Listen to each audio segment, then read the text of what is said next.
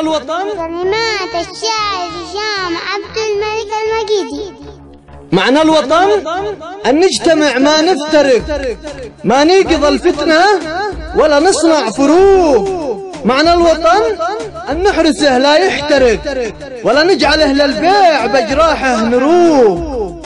معنى الوطن أن لأجله نتفق ونعشقه نجعل غرامه بالعروق.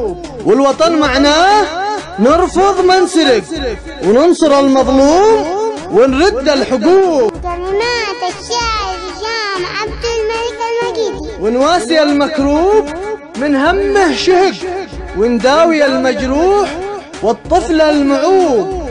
الوطن معناه بربنا وحده نثق، ثم الوفي والويل للي بايبوه، ثم الوفي والويل للي بايبوه. وتفسير الوطن نحرص بألا ننزلق بخندق الدم المحرم له نذوب. لأن الوطن قصة غرام المنعشق، لأن الوطن قصة غرام المنعشق، والوطن محلاه إذا الحاكم صدوق.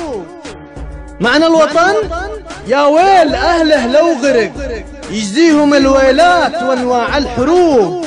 الوطن كالوالدين قلبه يرق لكن من يعصيه بايجني عقوب. معنى الوطن والي بدينه ملتحق يخاف ربه يكره افعال الفسوق.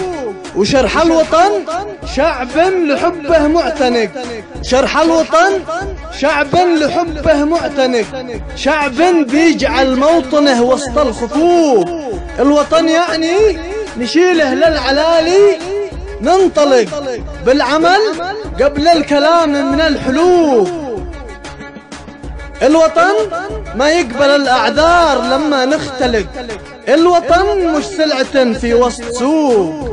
الوطن هو الذي حب المواطن يستحق، ويستحق العز كله والمحبة والشروق. الوطن معناه نصنع نخترع أو نستبق، نبني ونزرع للوطن حاجة تفوق. الوطن يعني إنه ذاك البريء ما يختنق ومن ظلم يجزى بظلمه والخروق. يعني حرام الجوع يغزي يخترق والخير واجد بالوطن يا من يعوق. وذلك الجيعان عظمه بجسمه ملتصق ومن حكم ياخذ من أمواله طبوق. وذلك الجيعان عظمه بجلده ملتصق ومن حكم ياخذ من أمواله طبوق. معنى الوطن أن نحرسه لو تنفلق كل الكواكب والصواعق والبروق، كل الكواكب والصواعق والبروق. لأن الوطن هو الشرف ريحه عبق وين الذي يهواه لمجاده يذوب. لأن الوطن هو الشرف ريحه عبق وين الذي يهواه لمجاده يذوب، وين الذي يهواه لمجاده يذوب.